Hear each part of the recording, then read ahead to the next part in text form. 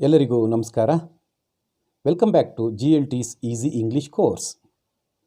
ಈ ಸೆಷನ್ನಲ್ಲಿ ನಾನು ಬೇಸಿಕ್ಸ್ ಆಫ್ ಇಂಗ್ಲೀಷ್ ಗ್ರಾಮರ್ನ ಪರಿಚಯಿಸ್ತಾ ಇದ್ದೇನೆ. ಬಂಧುಗಳೇ, ಪ್ರೀತಿ ಇಲ್ಲದ ಮೇಲೆ ಹೂವು ಅರಳೀತು ಹೇಗೆ ಅಂತ ರಾಷ್ಟ್ರಕವಿ GS ಶಿವರುದ್ರಪ್ಪನವರು ಕವನವೊಂದರಲ್ಲಿ ಹೇಳಿದ್ದಾರೆ. ಹಾಗೆಯೇ ಭಾಷೆಯ ಮೇಲೆ ಪ್ರೀತಿ ಇಲ್ಲದ ಹೊರತು ಅದನ್ನು ಕಲಿಯೋದಾದರೂ ಹೇಗೆ ಅಲ್ವೇ? ನಿಮ್ಮೆಲ್ಲರಿಗೂ ಇಂಗ್ಲೀಷ್ ಭಾಷೆಯ ಕುರಿತಾಗಿ ಪ್ರೀತಿ ಮೂಡಿಸೋದೇ ನನ್ನ ಈ ಕೋರ್ಸ್ನ ಉದ್ದೇಶ. ಲ್ಯಾಂಗ್ವೇಜ್ ಲರ್ನಿಂಗ್ ಬಗ್ಗೆ ಇಂಗ್ಲೀಷ್ನಲ್ಲಿ ಒಂದು ಪ್ರಾವರ್ಬ್ ಇದೆ. To learn a language is to have one more window from which to look at the world. ಭಾಷೆಯೊಂದನ್ನು ಕಲಿಯೋದು ಅನ್ನೋದಾದರೆ ಪರೀಕ್ಷಾ ದೃಷ್ಟಿಯಿಂದ ಕಲಿಯೋದಷ್ಟೇ ಅಲ್ಲ, ಪ್ರಪಂಚವನ್ನು ನೋಡಲಿಕ್ಕೆ ಮತ್ತೊಂದು ಕಿಟಕಿಯನ್ನು ತೆರೆದಂತೆ ಅನ್ನೋದು ಅದರ ಅರ್ಥ. ಹಾಗೆ ಒಂದು ಸೂಚನೆ ಇದೆ. ಸಾಮಾನ್ಯವಾಗಿ ವಿದ್ಯಾರ್ಥಿಗಳು ಬೋರ್ಡ್ ಮೇಲೆ ನೋಡಿದಂತಹ ಅಂಶಗಳನ್ನು ಪುಸ್ತಕಕ್ಕೆ ಹಾಕಿಬಿಡುವ ಧಾವಂತದಲ್ಲಿ ಇರ್ತಾರೆ. ಆದರೆ ನನ್ನ ಮನವಿ ಏನೆಂದರೆ, ಮೊದಲು ಮಸ್ತಕಕ್ಕೆ ಅಂದರೆ ತಲೆಗೆ ಹಾಕ್ಕೊಳ್ಳಿ, ನಂತರ ಪುಸ್ತಕಕ್ಕೆ ಹಾಕಿ. ಯಾಕೆಂದರೆ ನಮ್ಮೊಟ್ಟಿಗೆ ಸದಾ ಇರೋದು ಮಸ್ತಕವೇ ಹೊರತು ಪುಸ್ತಕ ಅಲ್ಲ.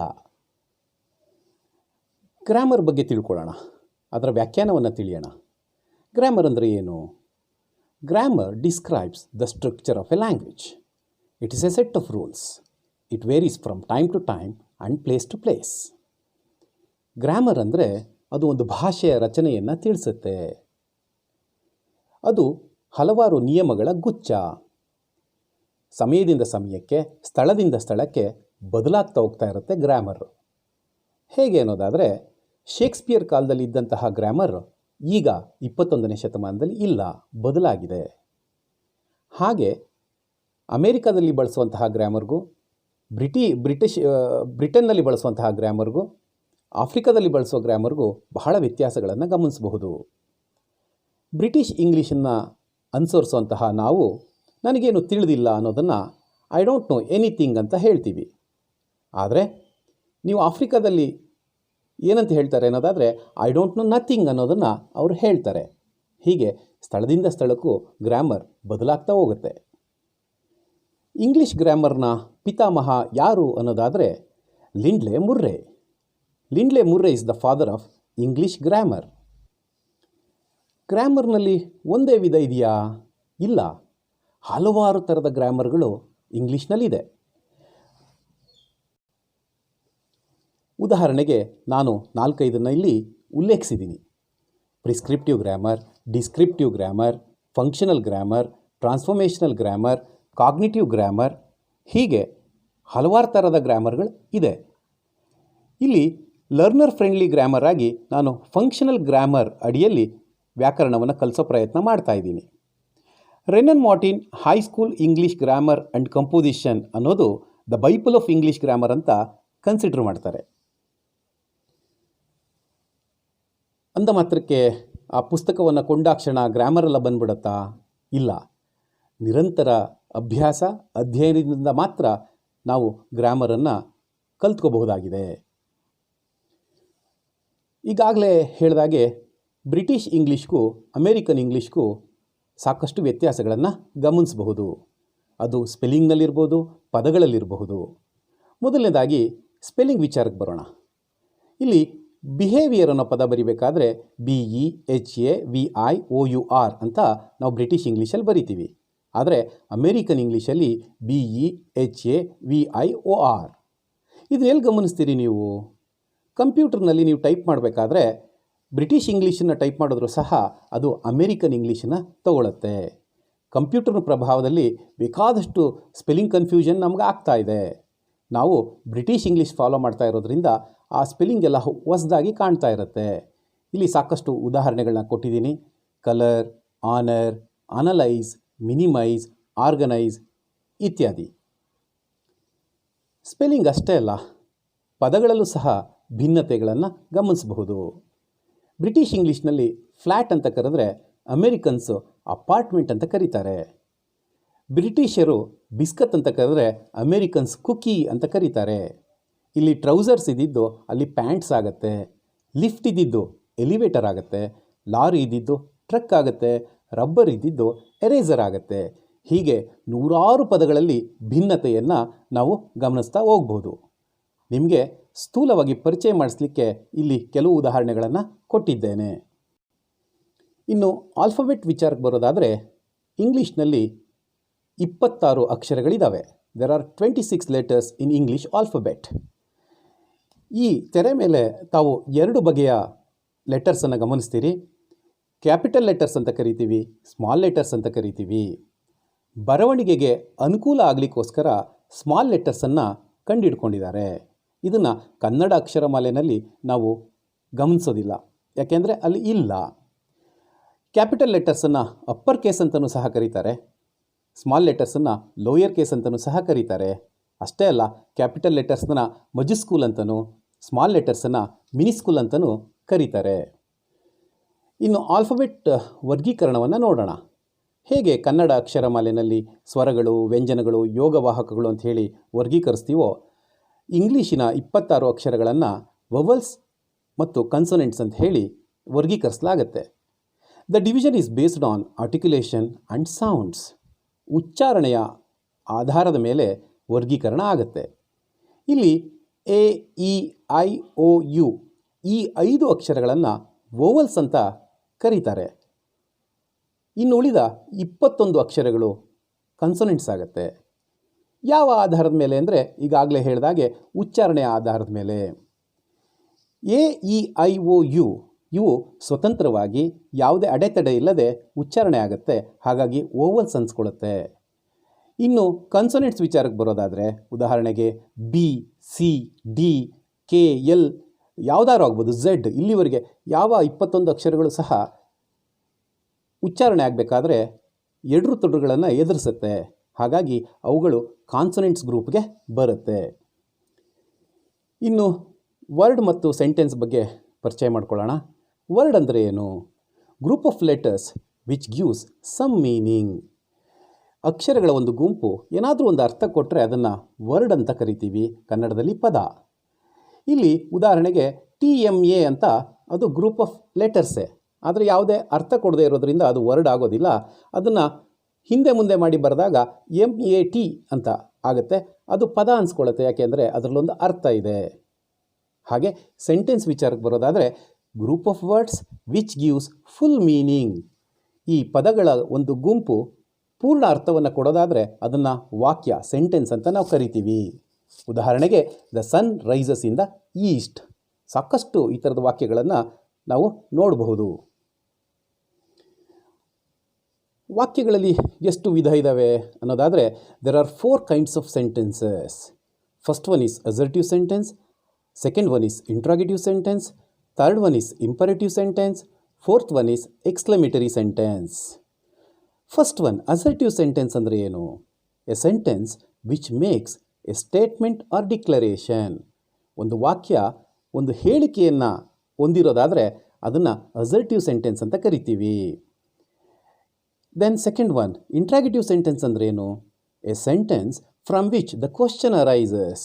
ಒಂದು ವಾಕ್ಯದಲ್ಲಿ ಪ್ರಶ್ನೆ ಮೂಡಿದ್ರೆ ಅದನ್ನು ಪ್ರಶ್ನಾರ್ಥಕ ವಾಕ್ಯ ಅಥವಾ ಇಂಟ್ರಾಗೇಟಿವ್ ಸೆಂಟೆನ್ಸ್ ಅಂತ ಕರಿತೀವಿ. Third one imperative sentence.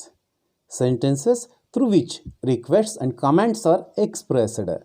ಕೋರಿಕೆ ಅಥವಾ ಆಜ್ಞೆಗಳನ್ನು ನಾವು ಒಂದು ವಾಕ್ಯದಲ್ಲಿ ನೋಡೋದಾದರೆ ಅದನ್ನು ಇಂಪರೇಟಿವ್ ಸೆಂಟೆನ್ಸ್ ಅಂತ ಕರಿತೀವಿ. Last one, the fourth one, exclamatory sentence.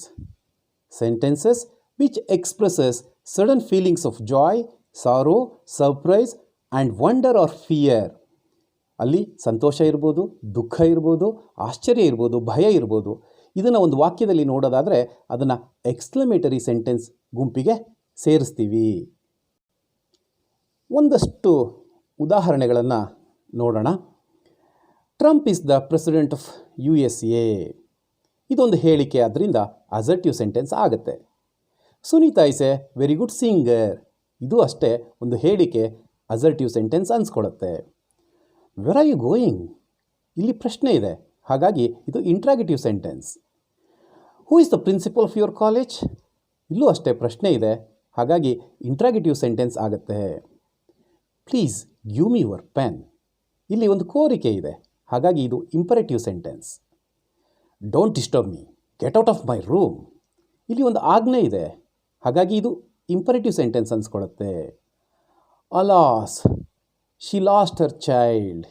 ಇಲ್ಲಿ ಒಂದು ದುಃಖ ಇದೆ, ಹಾಗಾಗಿ ಇದು ಎಕ್ಸ್ಕ್ಲಮೇಟರಿ ಸೆಂಟೆನ್ಸ್ ಅಂತ ಅನ್ಸ್ಕೊಳ್ಳುತ್ತೆ. ವಾಟ್ ಎ ಬ್ಯೂಟಿಫುಲ್ ಸೀನ್, ಒಂದು ಆಶ್ಚರ್ಯವನ್ನು ಹೇಳುವಂಥದ್ದು, ಇದು ಎಕ್ಸ್ಕ್ಲಮೇಟರಿ ಸೆಂಟೆನ್ಸ್ ಗ್ರೂಪ್ಗೆ ಬರುತ್ತೆ. ಹೀಗೆ ನೀವು ನೋಡುವಂತಹ ಓದುವಂತಹ ವಾಕ್ಯಗಳನ್ನು ವರ್ಗೀಕರಿಸ್ತಾ ಹೋಗಬಹುದು. ಈಗಾಗಲೇ ಹೇಳಿದಾಗೆ ಒಂದು ವಾಕ್ಯದಲ್ಲಿ ಹಲವಾರು ಪದಗಳಿರುತ್ತೆ. ಒಂದೊಂದು ಪದವು ಒಂದೊಂದು ರೀತಿಯ ಪಾತ್ರವನ್ನು ವಹಿಸುತ್ತೆ. ಅದೇನೆಲ್ಲ ಪಾತ್ರ ವಹಿಸುತ್ತೆ ಅನ್ನೋದೇ ಪಾರ್ಟ್ಸ್ ಆಫ್ ಸ್ಪೀಚಲ್ಲಿ ತಿಳ್ಕೊಳ್ಳುವಂಥದ್ದು. There are 8 parts of speech in English. 8 parts of speech ಇದೆ. ಮೊದಲನೇದಾಗಿ ನೌನ್. ನೌನ್ ಅಂದರೆ ಬೇರೇನೂ ಅಲ್ಲ, names. Names of what? Person, place, animal or things. ಇವುಗಳು ಏನೇ ಹೆಸರು ಬಂದರೂ ಸಹ ನಾವು ನೌನ್ಸ್ ಅಂತ ಕರಿತೀವಿ. ಕನ್ನಡದಲ್ಲಿ ನೌನನ್ನು ನಾಮಪದ ಅಂತ ನಾವು ಕರಿತೀವಿ. ಮುಂದೆ ಪ್ರನೌನ್ ಬಗ್ಗೆ ತಿಳ್ಕೊಳ್ಳೋಣ. ಪ್ರನೌನ್ ಅಂದರೆ ಸರ್ವನಾಮ. Pronoun is a word used in place of noun to avoid repetition of the proper nouns. ವಾಕ್ಯಗಳಲ್ಲಿ ಪದೇ ಪದೇ ಈ ನಾಮಪದ ರಿಪೀಟ್ ಆಗೋದನ್ನು, ನೌನು ರಿಪೀಟ್ ಆಗೋದನ್ನು ತಪ್ಪಿಸ್ಲಿಕ್ಕೆ ಪ್ರನೌನ್ಗಳನ್ನು ಬಳಸ್ತಾರೆ. Ramu is a good singer but he is blind. ಈ ಉದಾಹರಣೆನ ಗಮನಿಸಿ. Ramu is a good singer but Ramu is blind ಅನ್ನೋದ್ರ ಬದಲಾಗಿ Ramu is a good singer but he is blind ಅಂತ ಬಳಸಿದ್ದಾರೆ. ಇಲ್ಲಿ ಹೀ ಅನ್ನೋದು ರಾಮು ಅನ್ನೋದನ್ನು ಇಂಡಿಕೇಟ್ ಮಾಡ್ತಾ ಇದೆ. ಈ ಒಂದು ನೌನ್ ಬದಲಾಗಿ ಹೀನ ಬಳಸಲಾಗಿದೆ. ಅಲ್ಲಿ ರಾಮು ಬದಲಾಗಿ ರಾಣಿ ಇದ್ದಿದ್ದರೆ ಶಿ ಅನ್ನುವಂತಹ ಪ್ರನೌನ್ ಬಳಕೆ ಆಗ್ತಾಯಿತ್ತು. ಹೀಗೆ ನಾವು ಹಲವಾರು ರೀತಿಯ ಪ್ರನೌನ್ಗಳನ್ನು ಗಮನಿಸ್ಬೋದು. I, we, you, he, she, it, they, me, us, your, his, her, their. ಹೀಗೆ ಹಲವಾರು ಪ್ರನೌನ್ಗಳನ್ನು ನಾವು ಗಮನಿಸಬಹುದು. ಮುಂದಿನ ಪಾರ್ಟ್ಸ್ ಆಫ್ ಸ್ಪೀಚ್ ಬಂದು ಅಡ್ಜೆಕ್ಟಿವ್. ಇದೊಂದು ವಿಶೇಷಣ. Adjective is a word used with nouns and pronouns to describe the quality, quantity and number of the nouns. ನೌನಿನ ಒಂದು ಗುಣ, ಕ್ವಾಲಿಟಿ, ಗಾತ್ರ ಮತ್ತು ಸಂಖ್ಯೆಯನ್ನು ತಿಳಿಸೋದೇ ಅಡ್ಜೆಕ್ಟಿವ್ ಆಗುತ್ತೆ. ಉದಾಹರಣೆಯನ್ನು ಗಮನಿಸೋಣ. ಹೀ ಈಸ್ ಎ ಗುಡ್ ಬಾಯ್. ಆ ಹುಡುಗನ ಗುಣ, ಗುಡ್ ಅನ್ನೋದನ್ನು ಹೇಳೋದಕ್ಕೆ ಅಡ್ಜೆಕ್ಟಿವ್ ಅಂತ ಕರಿತೀವಿ. ಇಲ್ಲಿ she has bag full of chocolates ಅನ್ನೋ ಒಂದು ವಾಕ್ಯ ಇದೆ.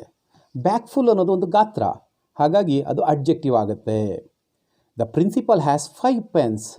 5 ಅನ್ನೋದು ಸಂಖ್ಯೆ, ನಂಬರ್, ಆದ್ದರಿಂದ ಅದು ಅಡ್ಜೆಕ್ಟಿವ್ ಆಗುತ್ತೆ. ಮುಂದಿನ ಪಾರ್ಟ್ಸ್ ಆಫ್ ಸ್ಪೀಚ್, ಇಡೀ ಪಾರ್ಟ್ಸ್ ಆಫ್ ಸ್ಪೀಚ್ನಲ್ಲಿ ಇದು ಕಿಂಗ್ ರೀತಿ ಕೆಲಸ ಮಾಡುತ್ತೆ. ಯಾಕೆಂದರೆ ಮುಂದೆ ಬರುವಂತಹ ಟೆನ್ಸಸ್ ಆಗ್ಬೋದು, ಆ್ಯಕ್ಟಿವ್ ಪ್ಯಾಸಿವ್ ವಾಯ್ಸ್ ಆಗ್ಬೋದು, ರಿಪೋರ್ಟೆಡ್ ಸ್ಪೀಚ್ ಆಗ್ಬೋದು, ಇದರಲ್ಲಿ ಇದರ ಪಾತ್ರ ಅಪಾರವಾಗಿದೆ. ವರ್ಬ್ ಅಂದ್ರೇನು? ಕ್ರಿಯಾಪದ. Verb is a word used to describe the action or state of being. ಒಂದು ಕ್ರಿಯೆಯನ್ನು ಮತ್ತು ಒಂದು ವಸ್ತು ಅಥವಾ ವ್ಯಕ್ತಿಯ ಸ್ಥಿತಿಯನ್ನು ತಿಳಿಸೋದು ವರ್ಬ್ ಆಗುತ್ತೆ. ಉದಾಹರಣೆಯನ್ನು ನೋಡೋಣ. Suma drives the car. Drives ಅನ್ನೋದು ಒಂದು ಕ್ರಿಯೆ. ಹಾಗೆ John is in the class room. John class ರೂಮ್ನಲ್ಲಿ ಇದ್ದಾನೆ, ಅವನ ಸ್ಥಿತಿಯನ್ನು ತಿಳಿಸೋದು ವರ್ಬ್ ಆಗುತ್ತೆ. ವರ್ಬ್ ಅಂದರೆ ಬರೀ ಕ್ರಿಯೆ ಅಷ್ಟೇ ಅಂತ ಅಂದ್ಕೋಬಾರ್ದು, ಅದು ಸ್ಥಿತಿಯನ್ನು ಸಹ ತಿಳಿಸುತ್ತೆ. ಮುಂದಿನದು ಆಡ್ವರ್ಬ್. ಇದು ಕ್ರಿಯಾವಿಶೇಷಣ.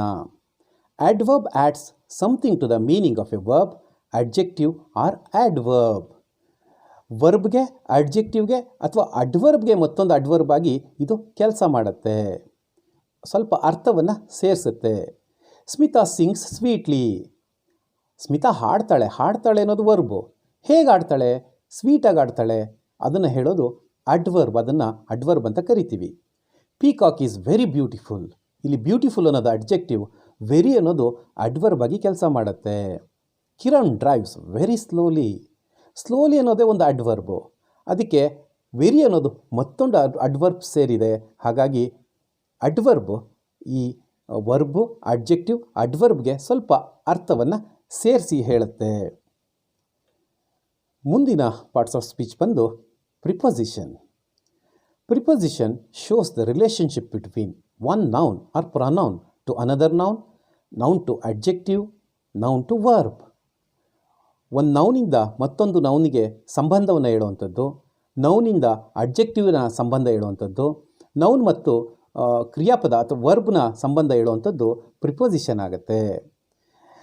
ಮೊದಲನೇ ಉದಾಹರಣೆ ನೋಡೋಣ. The pen is on the desk. ಇಲ್ಲಿ ಪೆನ್ನು ಸಹ ನೌನು, ಡೆಸ್ಕ್ ಸಹ ನೌನು. ಅದರ ಸಂಬಂಧವನ್ನು ಹೇಳುವಂಥದ್ದು ಆನ್ ಆಗಿದೆ. ಅದೇ ರೀತಿ ಮತ್ತೊಂದು ಉದಾಹರಣೆ ನೋಡೋದಾದರೆ, Raju is fond of ice cream. Fond ಅನ್ನೋದು ಅಡ್ಜೆಕ್ಟಿವ್, ಇಲ್ಲಿ ಐಸ್ ಕ್ರೀಮ್ ಅನ್ನೋದು ನೌನು.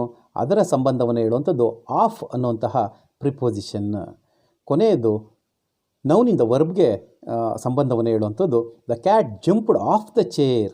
ಇಲ್ಲಿ ಜಂಪ್ಡ್ ಅನ್ನೋದು ವರ್ಬ್ ಆಗುತ್ತೆ, ಚೇರ್ ಅನ್ನೋದು ನೌನ್ ಆಗುತ್ತೆ. OFF ಆಫ್ ಪ್ರಿಪೊಸಿಷನ್ ಆಗಿ ಕೆಲಸ ಮಾಡ್ತಾ ಇದೆ. ಸಮ್ಟೈಮ್ಸ್ OFF ಆಫ್ ಅಡ್ವರ್ಬ್ ಆಗಿಯೂ ಸಹ ಕೆಲಸ ಮಾಡುತ್ತೆ. ಈ ಥರದ್ದು ಪ್ರಿಪೊಸಿಷನ್ ಬೇಕಾದಷ್ಟು ವಾಕ್ಯಗಳಲ್ಲಿ ತಾವು ಗಮನಿಸ್ಬೋದು. ಅದನ್ನು ಗುರುತಿಸುವಂತಹ ಪ್ರಯತ್ನವನ್ನು ನೀವು ಮಾಡಿ. ಇನ್, ಅಟ್, ಫಾರ್, ವಿತ್ ಈ ಥರ ಹಲವಾರು ಪ್ರಿಪೊಸಿಷನ್ಸ್ ಇದ್ದಾವೆ. ಮುಂದೆ ಅದನ್ನೇ ಪ್ರತ್ಯೇಕವಾಗಿ ನಾವು ನೋಡೋಣ. ಮುಂದಿನ ಪಾರ್ಟ್ಸ್ ಆಫ್ ಸ್ಪೀಚ್ ಬಂದು ಕಂಜಂಕ್ಷನ್. ಕಂಜಂಕ್ಷನ್ ಅಂದರೆ, ಜಂಕ್ಷನ್ ಅಂದರೆ ಸೇರುವಂಥದ್ದು.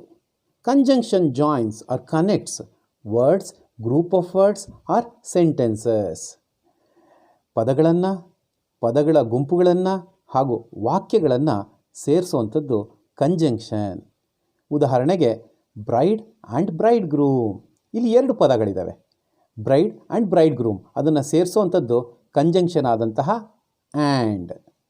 ಎರಡನೇ ವಾಕ್ಯ, tell her that I am not going out. ಎರಡು ಪದಗಳ ಗುಂಪು ಇದೆ. ಟೆಲ್ ಹರ್ ಅಂತ ಒಂದು, I am not going out ಅಂತ ಒಂದು. ಅದನ್ನು ಸೇರಿಸುವಂಥದ್ದು ದಟ್ ಅನ್ನುವಂತಹ ಕಂಜಂಕ್ಷನ್. ಕೊನೆಯದಾಗಿ, Prem is a good artist but he's a chain smoker. ಎರಡು ವಾಕ್ಯಗಳಿದ್ದಾವೆ ಇಲ್ಲಿ. Prem is a good artist ಒಂದು, ಹೀಸ್ ಎ ಚೈನ್ ಸ್ಮೋಕರ್ ಮತ್ತೊಂದು. ಇವೆರಡನ್ನು ಸೇರಿಸಿದ್ದು ಬಟ್ ಅನ್ನುವಂತಹ ಕಂಜಂಕ್ಷನ್. ಈ ಥರದ ಕಂಜಂಕ್ಷನ್ಗಳನ್ನು ವಾಕ್ಯಗಳಲ್ಲಿ ತಾವು ಗಮನಿಸ್ಬೋದು, ಹಾಗೆ ಬಳಸ್ಬೋದು ಸಹ. ಕೊನೆಯ ಪಾರ್ಟ್ಸ್ ಆಫ್ ಸ್ಪೀಚ್ ಬಂದು ಇಂಟರ್ಜೆಕ್ಷನ್. ಇಂಟರ್ಜೆಕ್ಷನ್ ಅಂದ್ರೇನು? It expresses strong emotions and passions. ಉದಾಹರಣೆಗೆ, hello when did you come. ಇಲ್ಲಿ ಒಂದು ತೀವ್ರತರವಾದ ಭಾವನೆಯನ್ನು, ಆಶ್ಚರ್ಯವನ್ನು ಹೇಳೋದು. ಯಾವಾಗ ಬಂದೆ ನೀನು ಅಂತ ಕೇಳುವಂಥದ್ದು. ಹೋ ಇಟ್ ಈಸ್ ಫಾಲಿಂಗ್ ಡೌನ್. ಅಲ್ಲೆಲ್ಲೋ ಬೀಳ್ತಾ ಇದೆ ಅನ್ನೋದನ್ನು ಹೇಳಬೇಕಾದ್ರೆ, ಭಾವನಾತ್ಮಕವಾಗಿ ಹೇಳಬೇಕಾದ್ರೆ ಈ ಇಂಟರ್ಜೆಕ್ಷನ್ನ ಬಳಸ್ತೇವೆ. ಇಲ್ಲಿ ಹಲೋ, ಹೋ ಅನ್ನೋದು ಇಂಟರ್ಜೆಕ್ಷನ್ ಆಗಿ ಕೆಲಸ ಮಾಡುತ್ತೆ. ಬಂಧುಗಳೇ, ನಾವು ಇವತ್ತಿನ ಸೆಷನ್ನಲ್ಲಿ ಬೇಸಿಕ್ಸ್ ಆಫ್ ಇಂಗ್ಲೀಷ್ ಗ್ರಾಮರ್ನ ಪರಿಚಯ ಮಾಡ್ಕೊಂಡಿದ್ದೀವಿ. ಮುಂದಿನ ಸೆಷನ್ನಲ್ಲಿ ಆರ್ಟಿಕಲ್ಸ್ ಬಗ್ಗೆ ಪರಿಚಯ ಮಾಡ್ಕೊಳ್ಳೋಣ. ಎ, ಆ್ಯನ್, ದ ಈ ಆರ್ಟಿಕಲ್ಸ್ ಬಳಕೆ ಹೇಗೆ ಮಾಡಬಹುದು ಅನ್ನುವಂತಹ ಅದನ್ನು ಪರಿಚಯ ಮಾಡ್ಕೊಳ್ಳೋಣ. ನನ್ನದೇ ಆದಂತಹ ರೀತಿಯಲ್ಲಿ, ಹೊಸ ರೀತಿಯಲ್ಲಿ ಅದನ್ನು ತಮಗೆ ತಿಳಿಸ್ಲಿಕ್ಕೆ ಇಚ್ಛೆ ಪಡ್ತೇನೆ. ಈ ಎರಡನೇ session basics of English grammar ತಮಗೆಲ್ಲರಿಗೂ ಇಷ್ಟ ಆಗಿದೆ ಅಂತ ಹೇಳಿ ನಾನು ಭಾವಿಸ್ತೀನಿ.